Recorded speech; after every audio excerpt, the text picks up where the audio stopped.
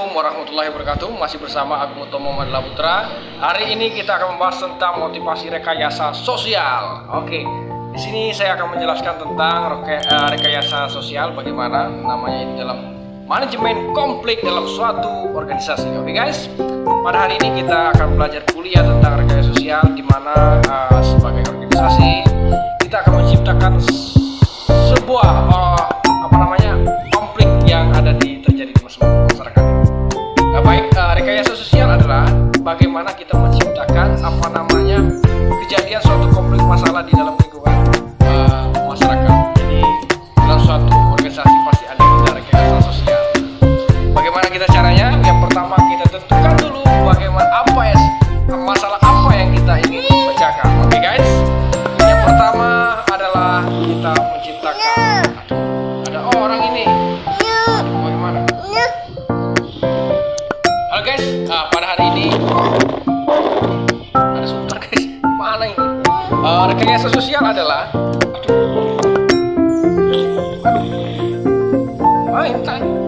Oke guys, rekayasa sosial adalah bagaimana kita menciptakan suatu kejadian konflik yang ada di masyarakat kita. Oke, di sekitar kita misalnya terjadi suatu konflik, misalnya masalah tentang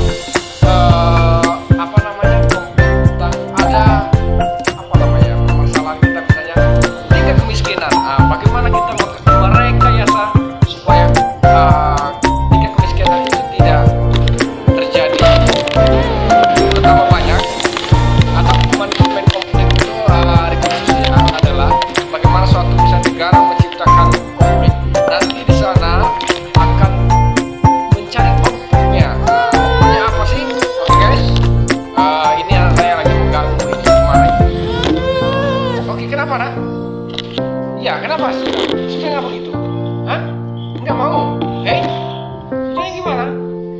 Kenapa nak? Dia lagi sibuk, nggak mau dia dikacangin. Oke guys, rekayasa sosial itu adalah bagaimana kita menciptakan suatu konflik di masyarakat. Itu. Jadi kita harus menentukan juga konfliknya apa, kemudian feedbacknya ke kita dan juga masyarakat apa.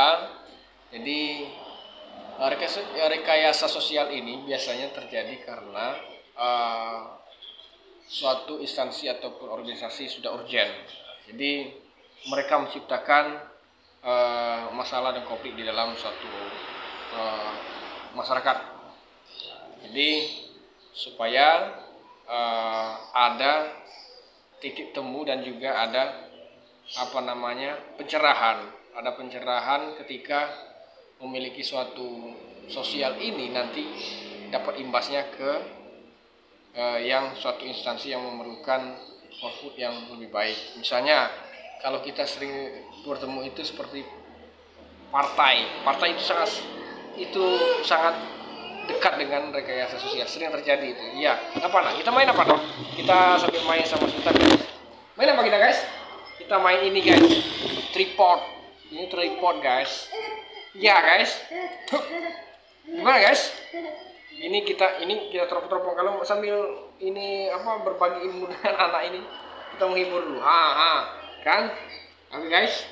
Jadi dalam suatu organisasi itu ya sering terjadi sekali, seperti partai politik itu banyak sekali mereka merekayasa sosial. Seperti apa? Mereka melakukan kampanye, mereka melakukan politik hitam, kemudian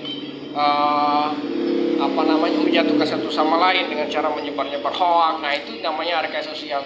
Nah, ketika mereka mendapatkan suatu permasalahan di sana di masyarakat, nanti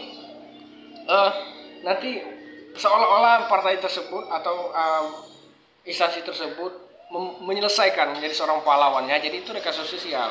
Itu sering terjadi dalam satu organisasi supaya namanya bagus dan juga dapat mengendalikan masyarakat. Jadi mengambil hati masyarakat, ya itu tadi dengan cara rekayasa sosial, yaitu. Jadi guys,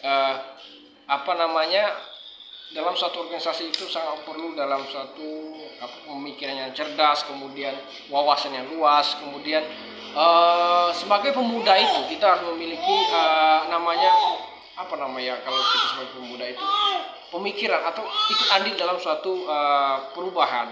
Namanya kalau kita pemuda itu agen of change. Agen of change itu namanya agen perubahan. Jadi agen perubahan itu kita adalah suatu pelaku yang untuk merubah suatu negara ataupun instansi ataupun suatu keluarga. Kita harus memiliki suatu wawasan yang luas. Jadi guys, kenapa anak saya ini tinggal ke pasar ya ibu? Kalau guys dia marah ini guys. No, apa? Woi, Abi pakai perang.